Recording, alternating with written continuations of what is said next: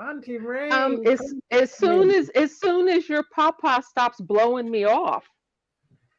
I haven't blown you off. You and Jeff have been having the conversation. You've been talking to my husband.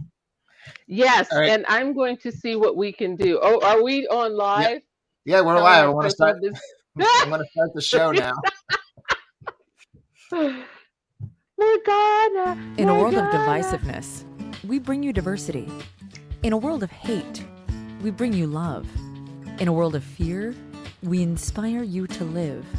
And now, laughing, loving, and alive with your hosts Rain Thomas, Elmer J. Howard, and Dr. Kevin.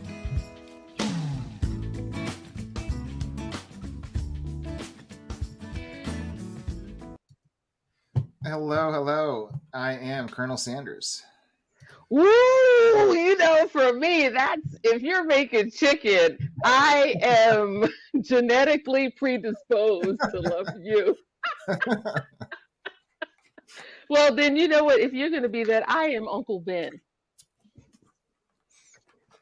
And my name is Morgana. Hi, Morgana! Right there in that last shot where you had her chin up. Hey, Donna. She looked like what's the little baby that looks like Yoda? Baby Yoda. Yeah, I know it's not called Baby Yoda. It has a name, right? Yeah, he does. And Gorku. Starts with a G. I think it's Gorku. I don't know. I just call him I gotta Baby look it up Yoda. now. He's so cute, and so is Baby Yoda. But I was telling Morgana. Morgana's a beautiful kitty cat. Grogu. Grogu, close. That starts with a G. Yeah.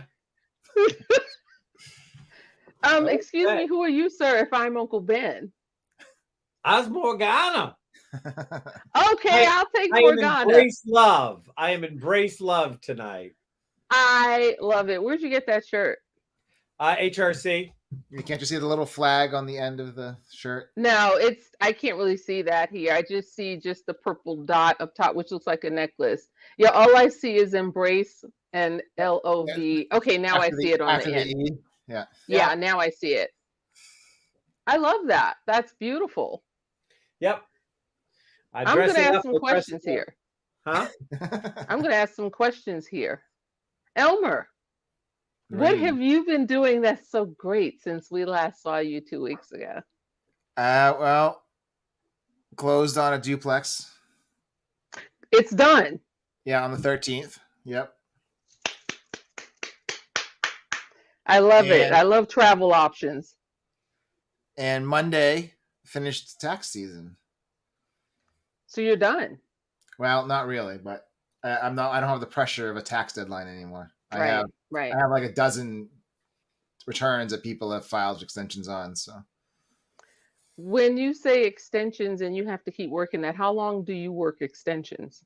Well, technically we have 6 months, but people want to get them done right away. Mm-hmm. So, but we had to extend it because we were either waiting on something or there was extra work that I needed to do that I just couldn't do before tax season ended. Well, mostly cryptocurrency clients who are having issues with their cryptocurrency accounting. And so I have to take some time to get in there and figure out what's going on. Which is weird because when we had our last show with Mary Ashby, we talked about crypto not really being tangible, but it still has the same tax. Am I going in the right direction? Yeah, it's still a taxable commodity. Yes. Okay. Interesting. Dr. Kevin, or I'm sorry, Morgana, what have you been doing that's great since we last saw you 2 weeks ago after financial literacy? Meow, meow, meow, meow, meow, meow, meow, meow. So really, and how's that book coming along? We're in the last little part of it, and it will probably be out mid-May. Thoughts at 4 a.m. Wow, that's okay. Are you publishing this yourself? Is this self-published this time, or? It's always published by Lightlines Publishing. Okay. So, yep. So thoughts by 4 a.m. come out then.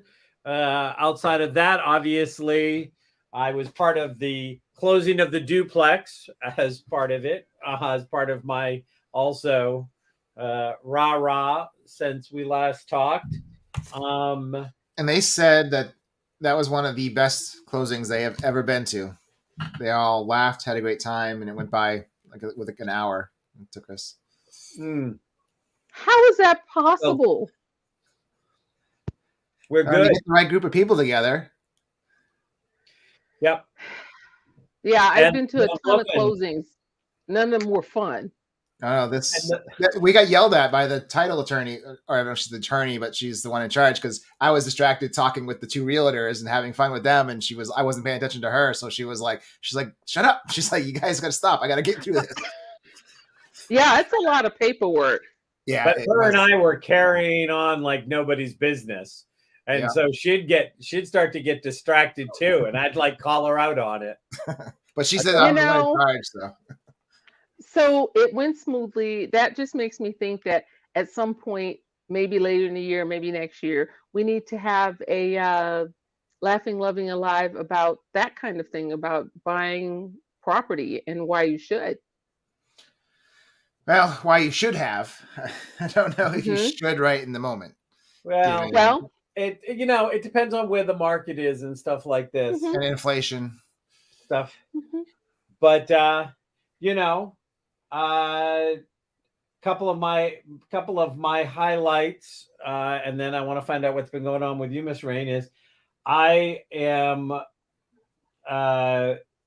besides having the book come out, which we're finishing the edited on right now, I joined the Chamber of Commerce here in Nashua. Yes.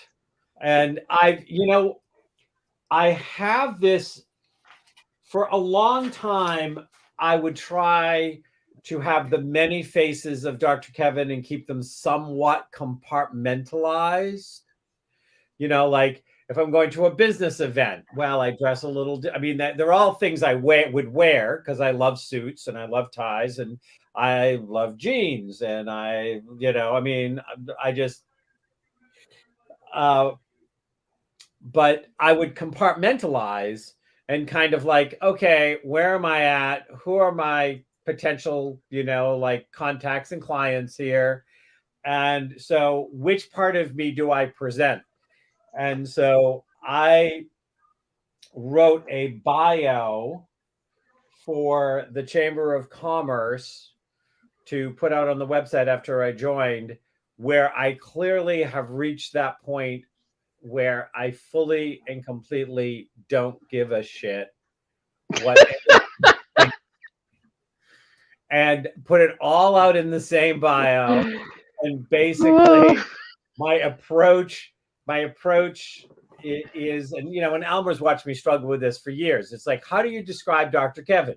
Well, he's a medical intuitive. He's a business catalyst. He is, an artist. Well, and he is a psychic, and he is an ADD, ADHD, field specialist, and he's a passionate instigator, and he's a dynamic problem solver, and he's a public speaker, and how do you describe him? I don't know. How do you describe 5,000 things in a blender when you hit high? Mush. But mush never was very attractive in my marketing materials. For years I just would be like, they'd say, "What do you do?" And I'd be like, "I don't know. What do you need? Tell me what you need." Right. Was that your TikTok thing too?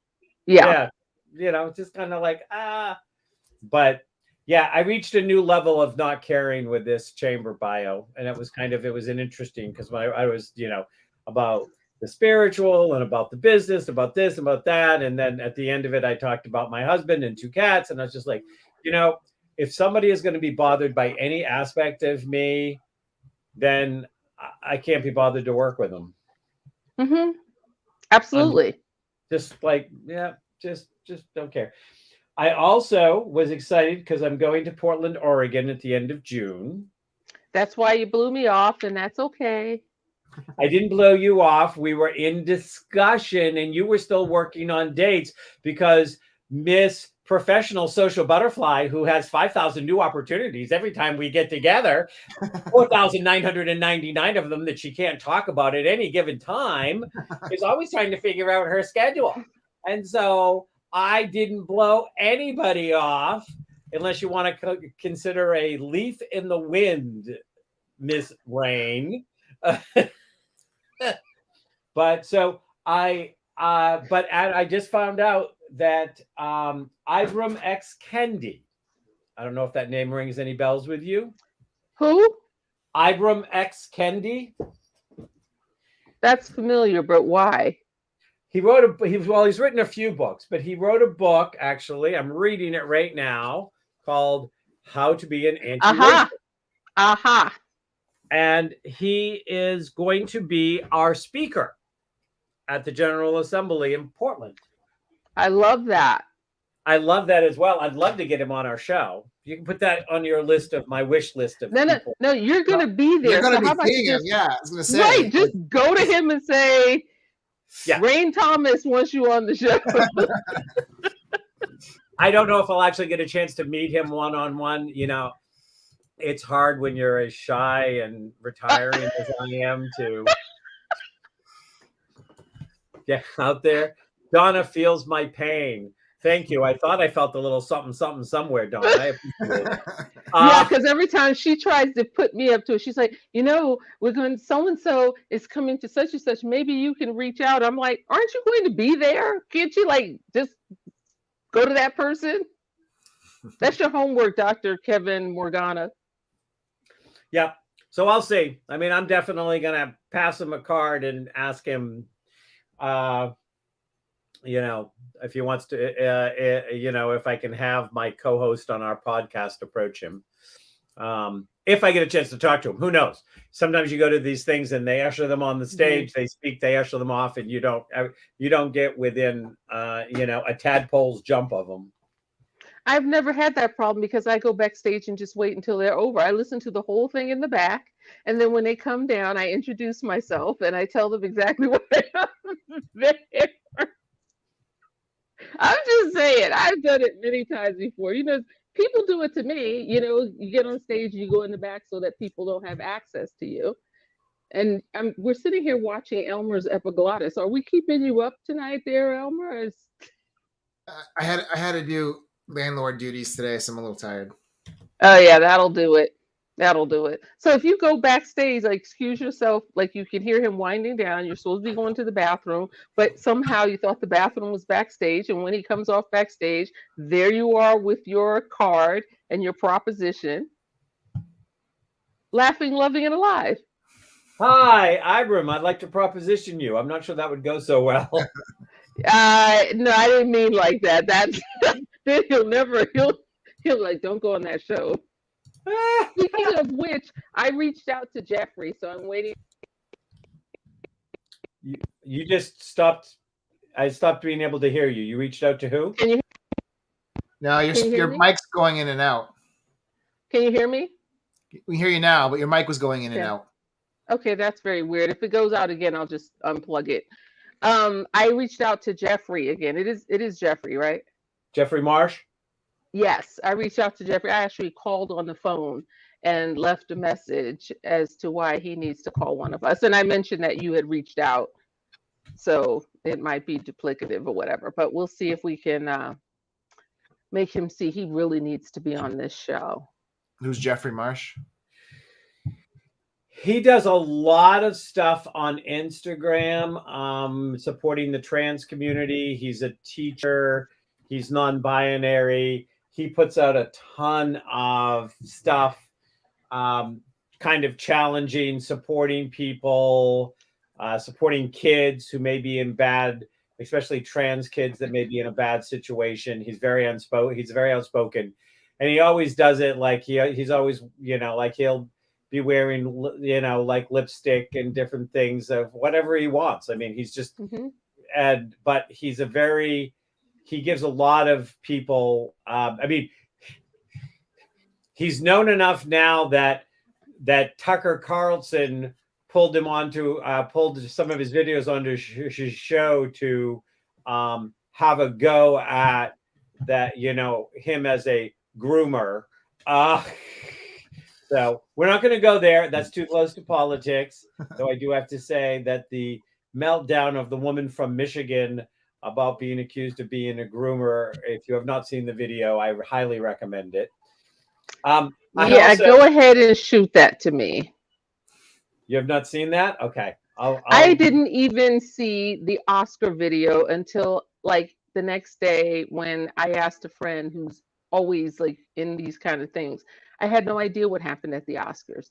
I'm always the last one. I didn't know about the Mike Tyson and the guy on the plane until my husband showed it to me this afternoon. I don't have a clue what's going on. Yeah, I didn't. I don't know about the Mike Tyson thing either. I mean, I heard a little bit of a side chat on it, but I haven't heard much. But I'll see if I can send you the video. This woman's really good. So okay, I want to see that. I'm gonna share one more little thing. You've taken up 10 minutes of the show already. Wow, isn't he pushy? I barely talked last introduction.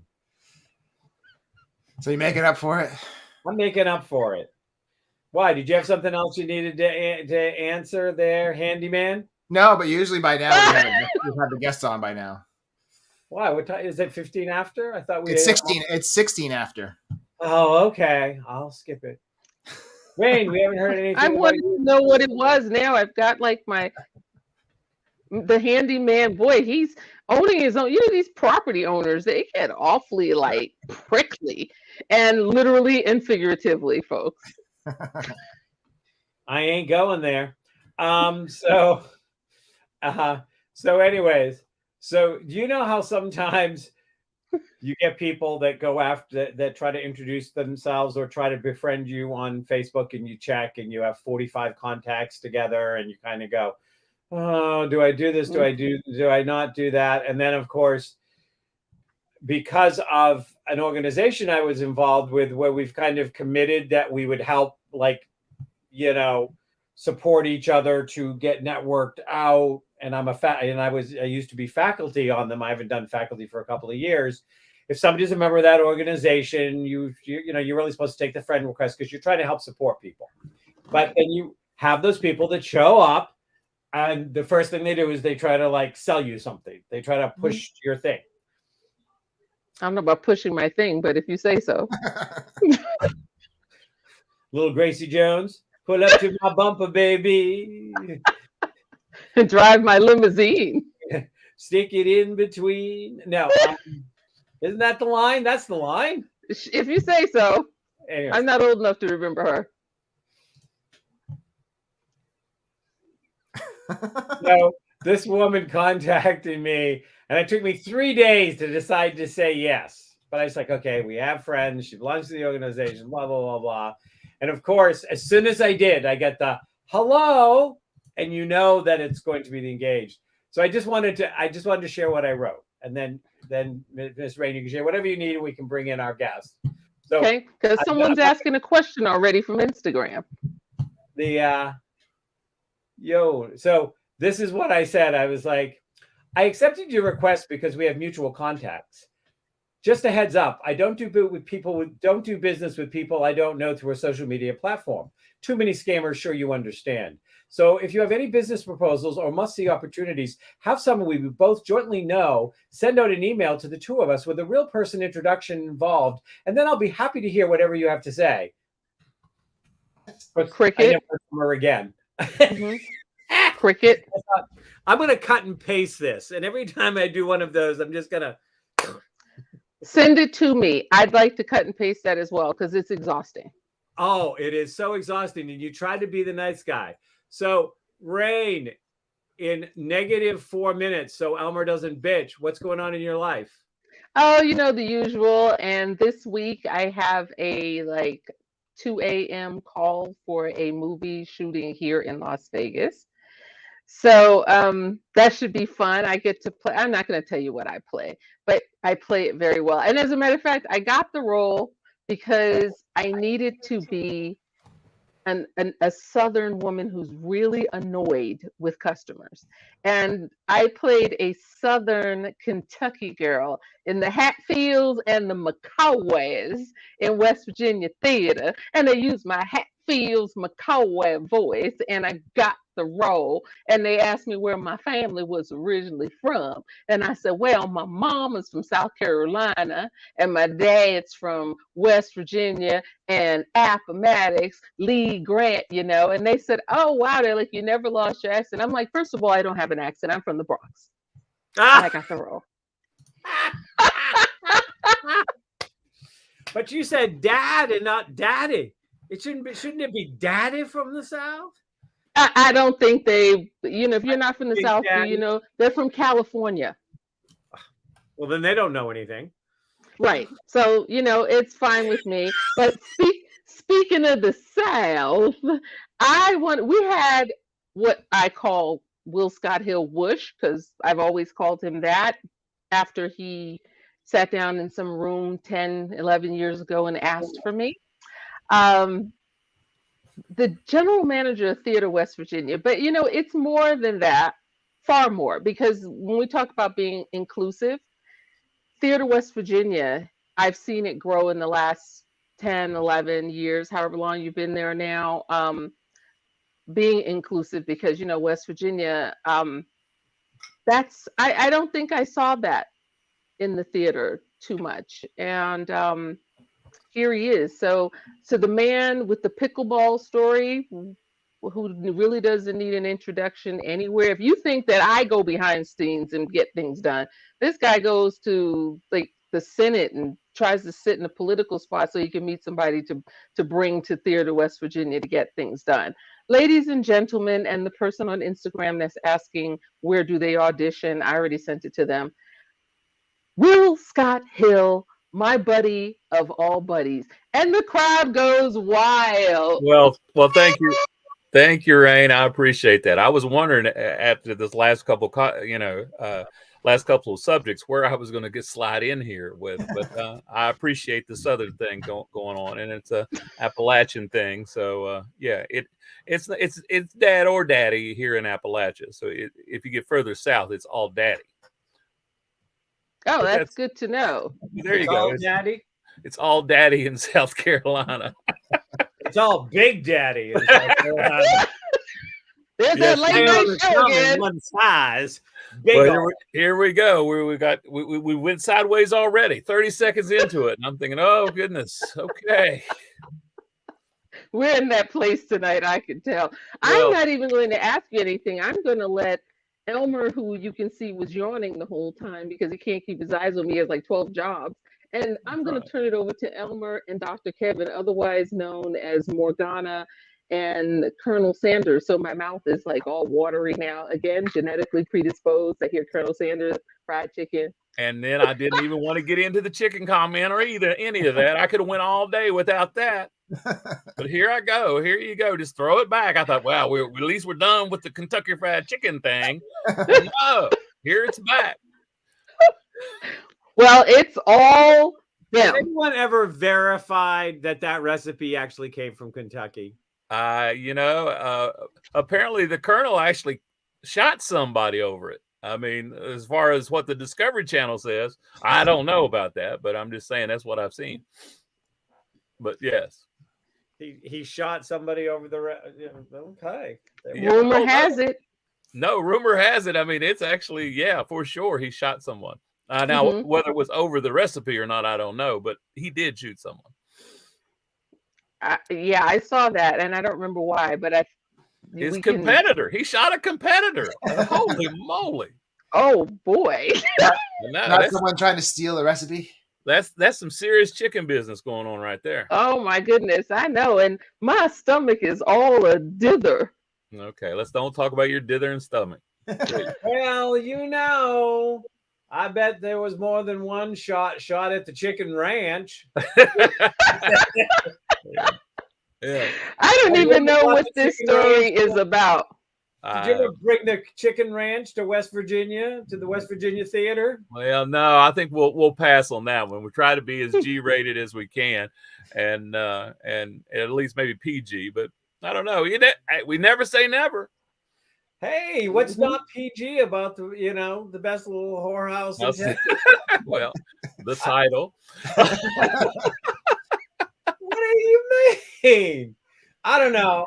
I think I'm hearing some bigotry here. Now. Okay, that's exactly. I stayed up late for this. I got a 7 a.m. call for this, and I'm still up and about. So now be good. I was gonna say. So you're all on the 7 a.m. call except for me. Well, I guess so. Well, and it's earlier where you are, anyways. So before I start really picking on you, because I got a list of issues I have with you over here. So before I get to those, though, tell me something that is new and exciting that's coming up at the West Virginia Theater. Well, it's Theater West Virginia. It's our 62nd year, and we're bringing Hatfields and McCoys back without Miss Rain Thomas this year because she is so busy doing stuff that she cannot tell us about. What is going on here, darling? So busy. And then we have a brand new show called Miss Dirt Turtle's Garden Club. It's about a inner city group of kids learning how to cope and learning how to garden all at the same time. It was written for Miss Rain Thomas. It was written for her, and she's too busy to be in the play. Right, Miss Thomas? No habla inglés. Yeah, exactly. So anyway, and so we've got that going on. We're struggling to find a Miss. No, we actually found a Miss Dirt Turtle, but it's a great opportunity. We're brand new play, and then we're bringing Wizard of Oz to our outdoor drama. So, and then Rocket Boys the musical, which in the past we have Homer Hickham's story, and Homer Hickham's mother was played by Rain Thomas, but she's too busy to do it again this year because she can't tell me why.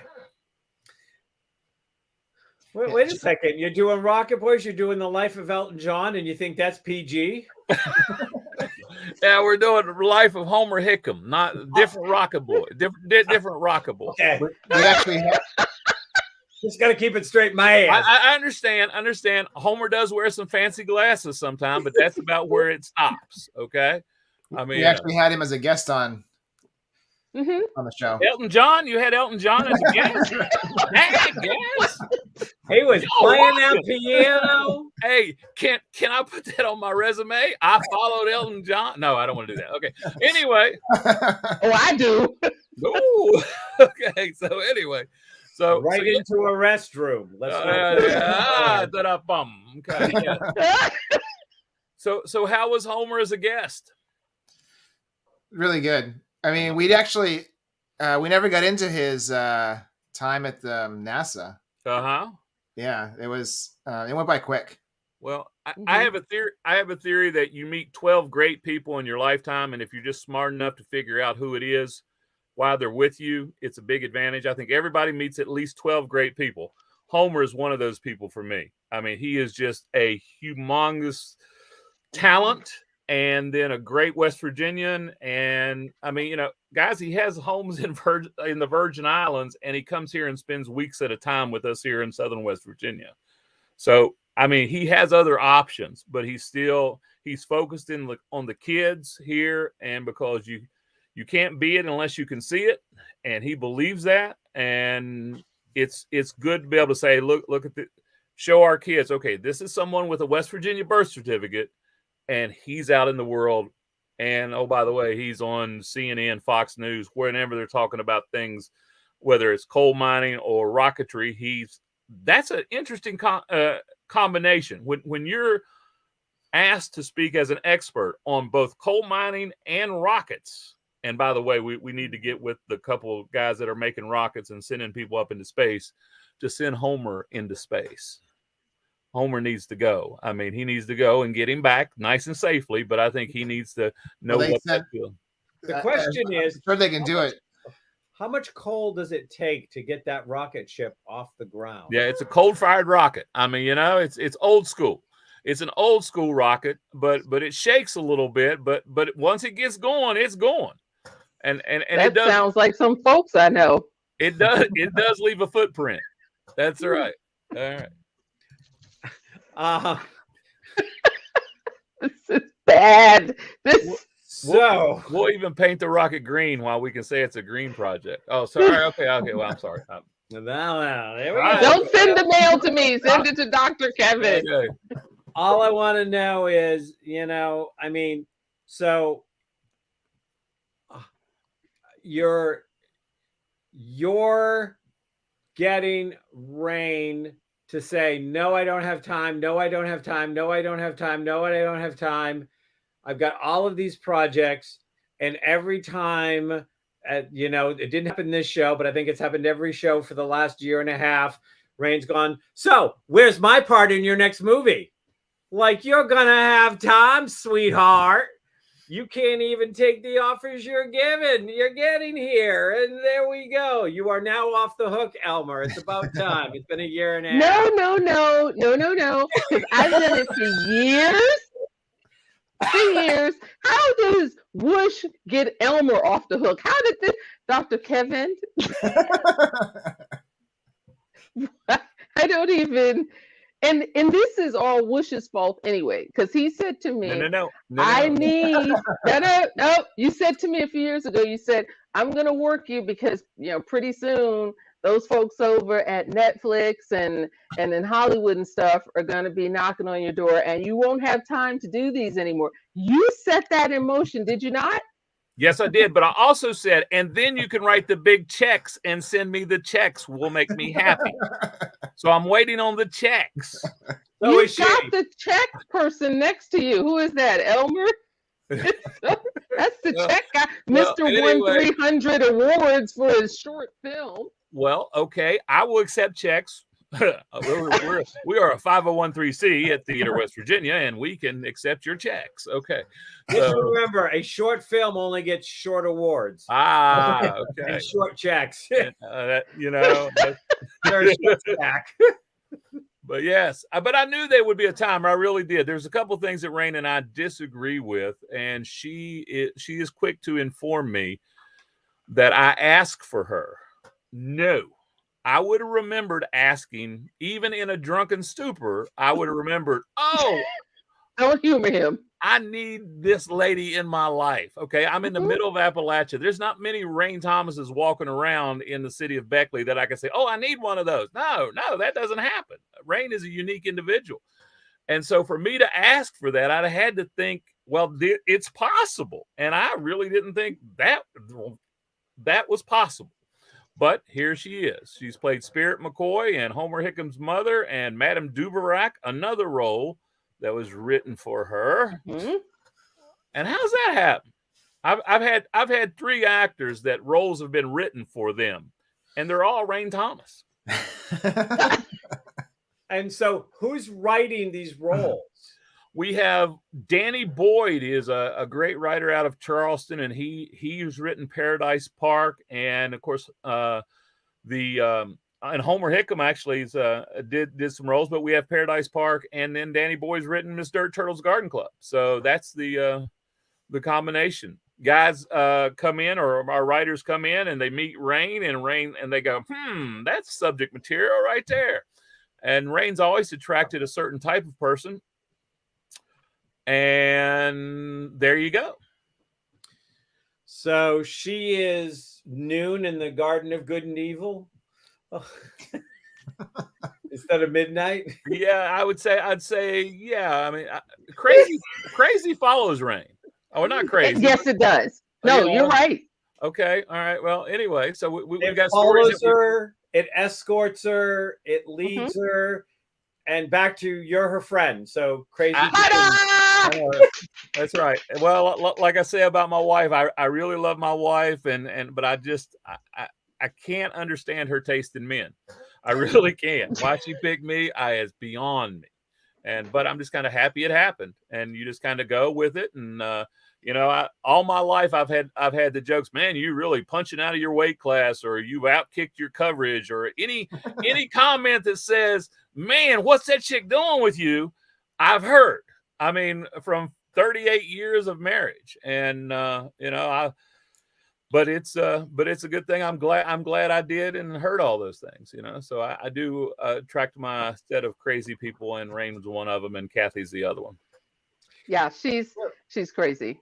So you said that. So Rain basically intimated that you were basically the white male drag version of her, going behind stages, begging, pleading, making connections, doing the shell game with people to get stuff for your theater. I am a member of the Chamber of Raleigh County, and also a Rotarian, and also whatever else you need me, a Toastmaster. So I've seen a lot of different things, but I've only had one resume because I'm not smart enough to figure out how to keep all those lies, going on. So you just got to figure me out and say, well, Scott's going to be here and we're going to have to deal with him. And basically, I think what you said earlier, where you just said, hey, here's my resume. Here it is.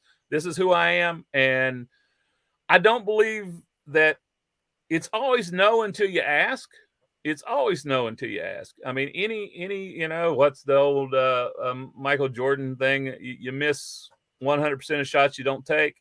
Well, we're shooting all the time, because there was a point in time that Theater West Virginia was on the verge of closing down. They almost voted they did vote to close it down. Then they brought me in from the American Red Cross. Oh yeah, he should be able to handle the theater. And I stumbled through that first couple of years, and now we've started to pick up, and it's great. I'm really excited about what we're able to do and what we've been able to do, and we continue to do it. I mean, we've brought, in the middle of the woods in West Virginia, we've brought a lot of different people into a lot of different roles, and I'm really proud of that. So you said that they brought you. So you used to draw blood, and now you draw money. That's pretty much it. I talked folks into letting the American Red Cross stick a 16 gauge needle into their vein, and we would give them cookies and take a unit of their blood and help save lives. And that's what I did for 10 years. I was a blood drive coordinator, and I did that. And now I remind them how important it is to be able to present themselves well. And so we have a big kids academy, and we had 59 kids in our last academy class. And I tell people, when I grew up, I played baseball, but after 18, I never got a chance to throw another curveball. Not one curveball from the time I was 18. But this skill that we're teaching here with the Theater West Virginia Academy for the kids, they're going to use that for the rest of their lives. Being able to stand up and present to other people, other human beings, about, hey, these are my thoughts, these are my ideas. They may not be your ideas, but they're my ideas, and how to own them and step up and be a part of that. So yeah, I went from chasing units of blood to chasing dollars to make sure that we have enough money to scholarship these kids through our academy and shows. So when are you going to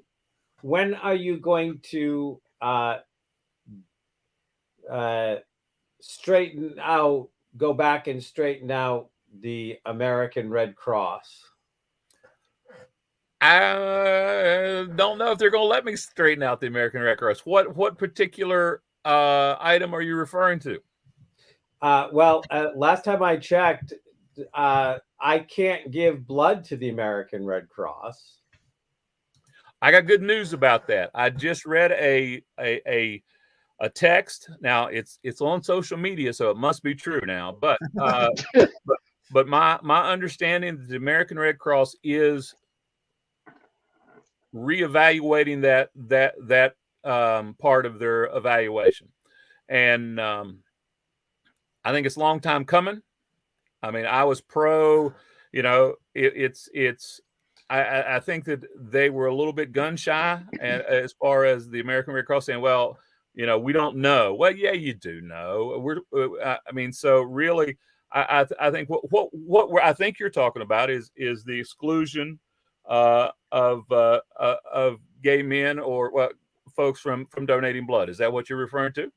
Yes, and the last one I saw that they were offering, and there may be a new one, was you can donate if you're a gay man who hasn't had sex for a year. That would be okay. I No, I wouldn't accept that Oh. as I wouldn't personally accept that as a situation. I think that originally when I joined the Red Cross, if you had any type of cancer, Rain, you've had any type of cancer, you were out.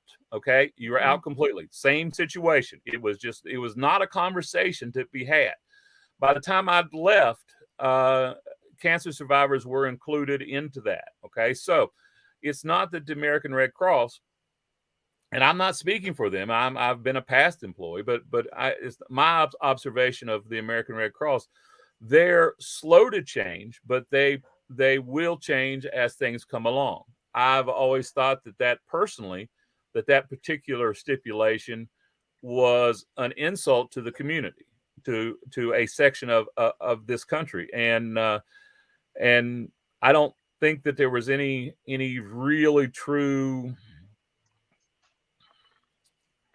facts about. I didn't really, they couldn't.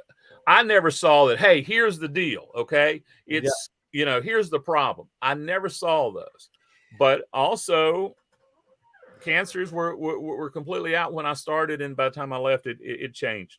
So there is change coming, and that will open up. Now, you would think that would open up a whole new community. I don't think so. I mean, if you excluded me for 10 years or 20 years or whatever, I'd say, well, no, go somewhere else. I mean, that's my personal opinion. So there may be a backlash that will cause, you would think that all these folks would want to go donate, but do you really want to go somewhere that the folks haven't wanted you for a while? I don't know. I don't know how they're gonna fix that. So they've had the no sex for a year or two. I thought it was like up to 3 at one point, but it's been out there for a little while that they've had that for gay men giving blood. My question has always been, how do they enforce that? How do they know if I walked in and said I haven't had sex in the last year? Well, how are they going to even know? There's a great question. And it's about it. Have you ever exchanged sex for money? There's a question for that. That's the question. One of the questions at the time. I had a 65-year-old man stand up in the middle of a blood drive and yell at me, Scott, I have a question about question number 13. And I knew what question number 13 was, that it was that sex for money thing. He said, Scott, I've been married for 40 years. I exchanged sex for a refrigerator once.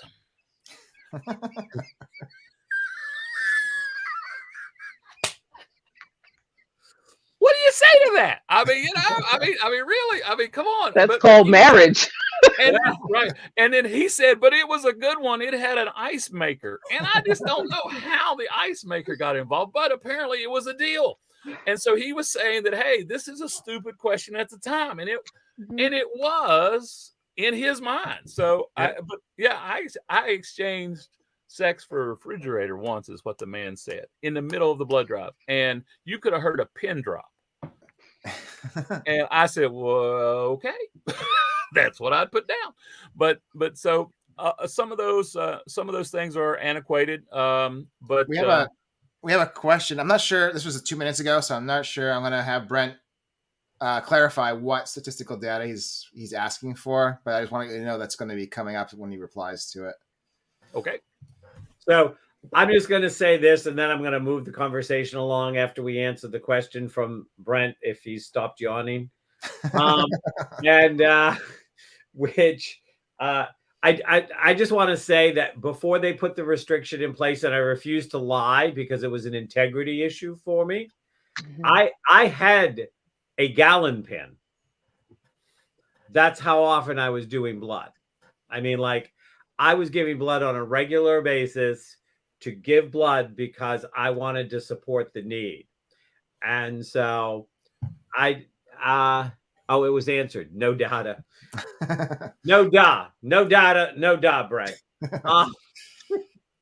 But I want to move away from that because you're not responsible for the American Red Cross, but I could not, when I was reviewing your historical thing.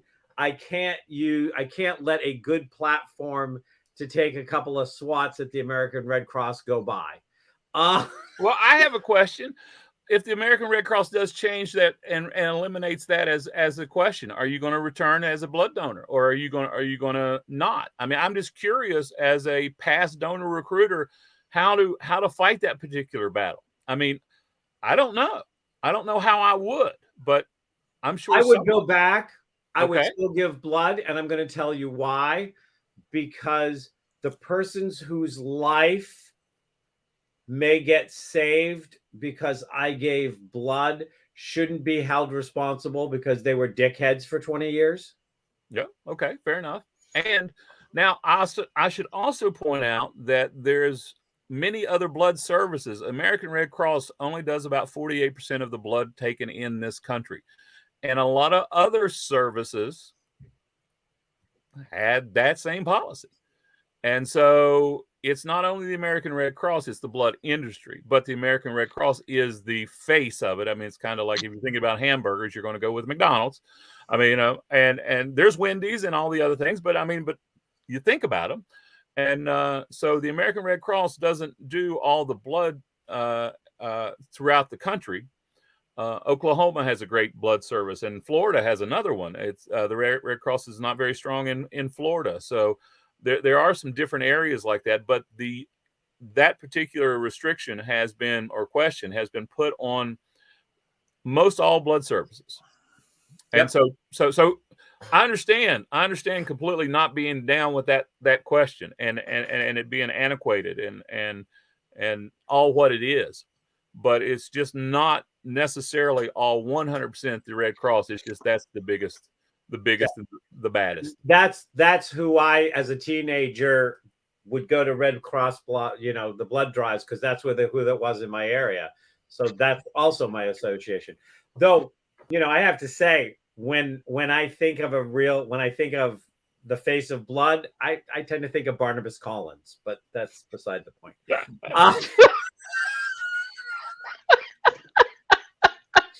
Now there's somebody who knows how to draw blood.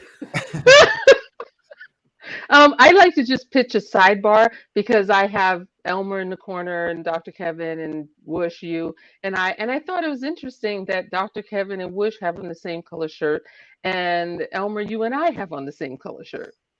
It's costuming. TikTok costuming. Yeah, that's right. Or TikTok toe costuming. And you and I have.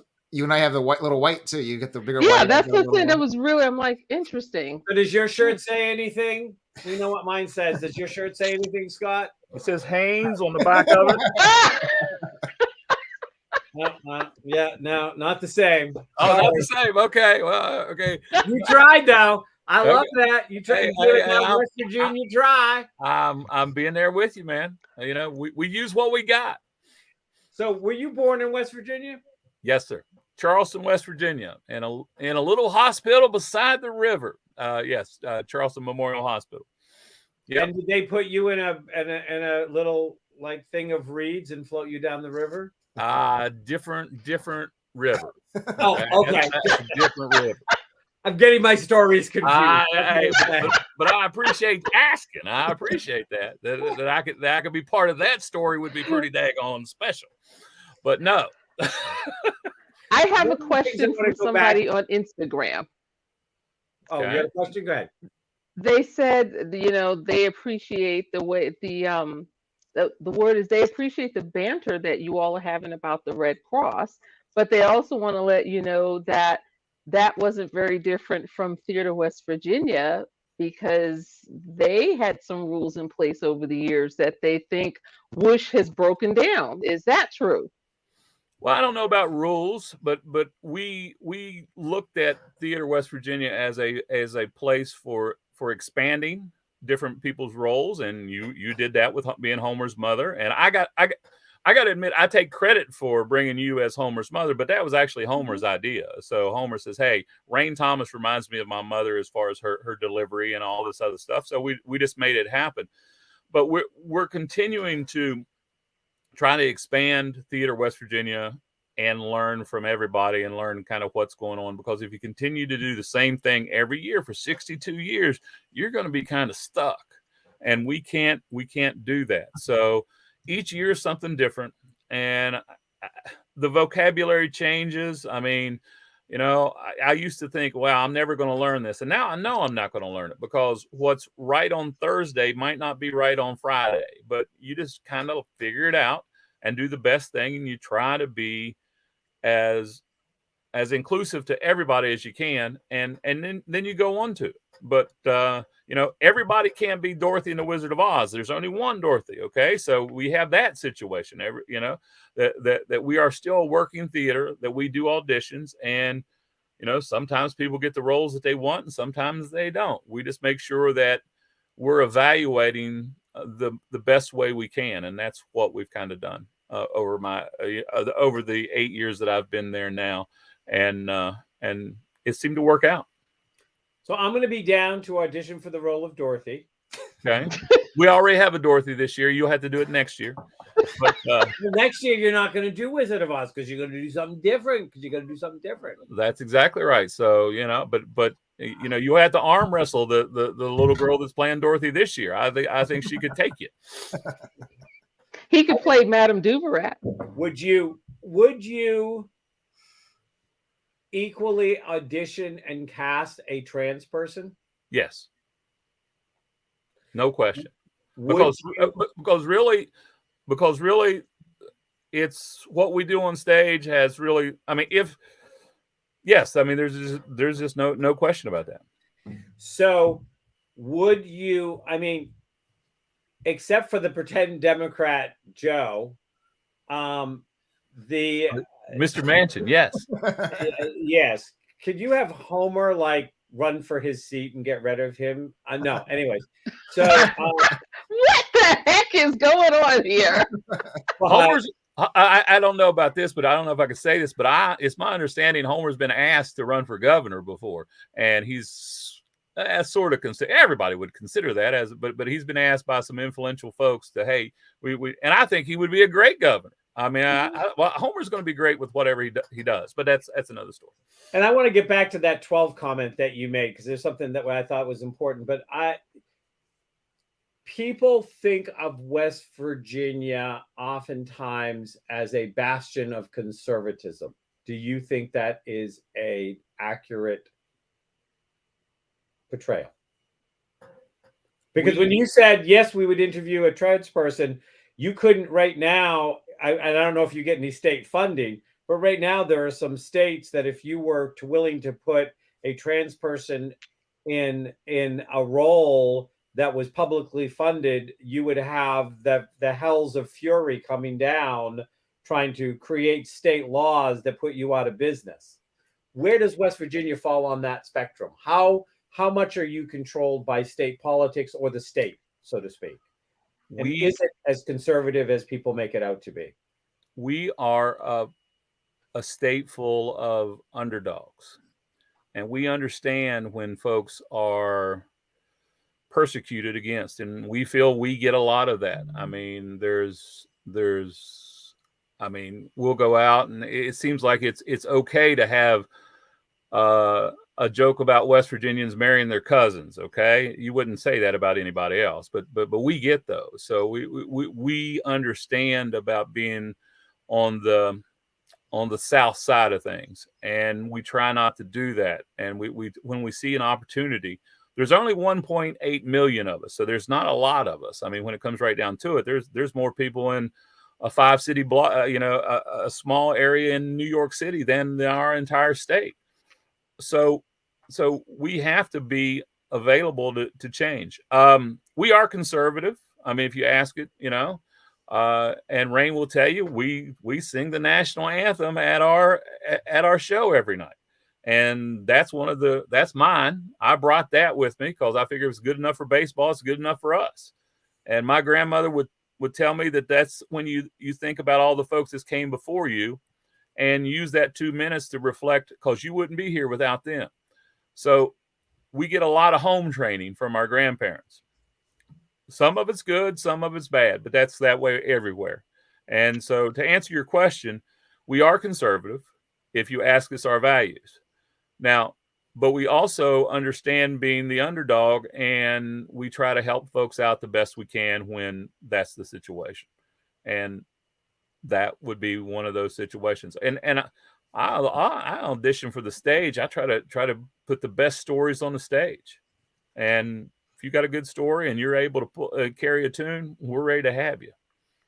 So I find one of the things that I find very sad, and that's how I'm going to put it, is that somehow doing the Pledge of Allegiance or singing the national anthem has gotten tied up with the concept of being conservative.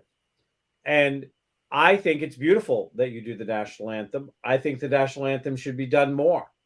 I think that the Pledge of Allegiance should be done more. I don't think that that should ever be considered a conservative or a liberal issue. If you're part of this country, this is your national anthem. This is your pledge.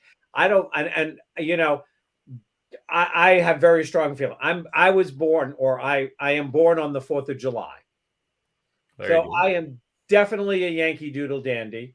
I look at it as my right, and actually almost as if it's my missive to go out there and challenge both liberals and conservatives if I think that they're messing with the freedom of my country.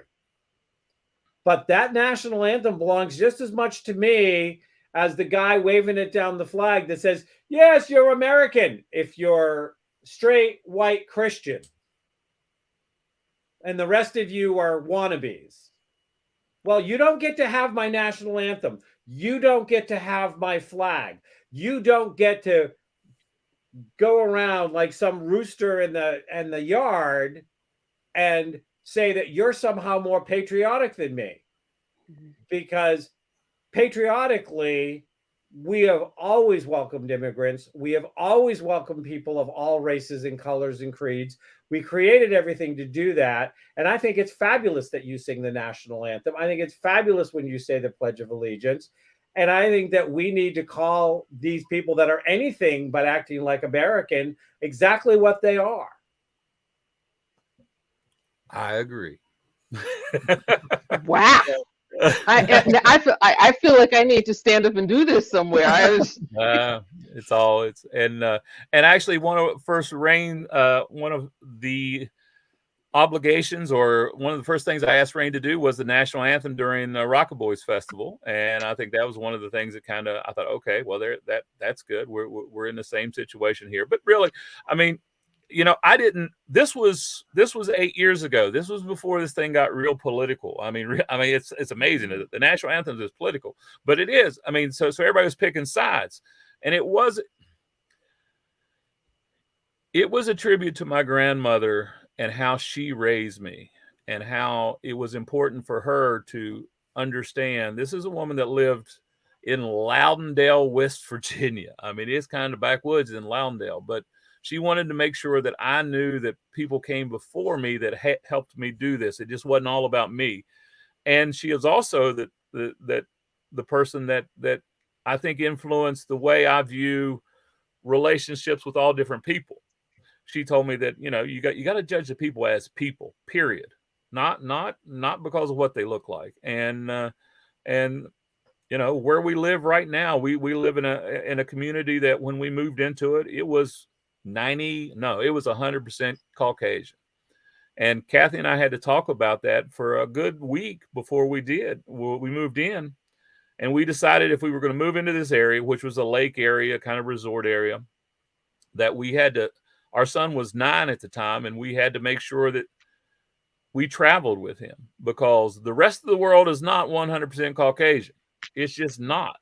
And so now he works in DC for the Washington Capitals, where they speak almost 219 different languages in a 20-mile radius of that city, which is amazing. But he's capable of dealing with folks because we exposed him to a lot of different people through travel. And I think that is important. And that comes right from my grandmother, which leads to the national anthem. So we only have 1 minute left. Dag! I know it goes by quick when you're having a good time. Rob Yeah, well, Kelly. Yes, I- Dr. Rob Kelly is our next guest on the 15th of May. are you And going we to are ask him coming about up the Red Cross? Oh, sorry. Okay. in June. Okay. Can you believe in June we'll be going into our 3rd year? I cannot believe that. Wow. We are the champions, my friend. Wow. Guys, it's been a pleasure to be with you. And if you Don't ever- hang up. Don't try to slide off of here. We're not done I'm yet. You running. wait until we get off the air. I'm and we running. chat. I'm running. Mr. I'm gonna- Scott, a pleasure as always to have you. Thank you for all the work you do to invest into future generations, to step up to the plate to be their best selves. I appreciate and honor the work you do there. Well, I want to talk to you about that 12 eventually too, because if you have a different take on that, I think everybody is exposed to 12 really great people, if not 112, at least 12. And if you don't find them, you're just not looking for them. Well, and so what I'm going to say as we're closing is, I just want people to understand that those 12 people can be completely different from person to person. Oh, yes. And sometimes I think that we feel like we need to find, we try to latch on to somebody else's great person who might be a really good person, but they're not our great person. Correct. Correct. Because we haven't stepped into that empowered enough place to realize that we deserve our own great people. Oh yeah, it's individual. It's individual. I mean, your 12 will probably not be anywhere part of my 12. I mean, just because Homer's great to me, he's great to me because he's from West Virginia and all these other things. And you won't have that same experience, so Homer's not going to be in your 12. Yeah. And so I completely agree with that. Yeah, but we share rain, so if I'm in anybody's 12 or Rain ain't in my 1200 12. She's in my 3. Oh, there you are, Rain. Okay, So now get us out of here, Elmer. Thank you. We're going to go into a diabetic coma. Thanks for watching or listening to the Laughing, Loving, and Alive show. If you enjoyed this episode and you'd like to help support the show, please share it with others, post about it on social media, or support us with Buy Me a Coffee. To catch all of the latest from Laughing, Loving, and Alive, you can follow us on Instagram at Laughing, Loving, and Alive, and on Facebook at Laughing, Loving, and Alive. Thanks again, and see you next time.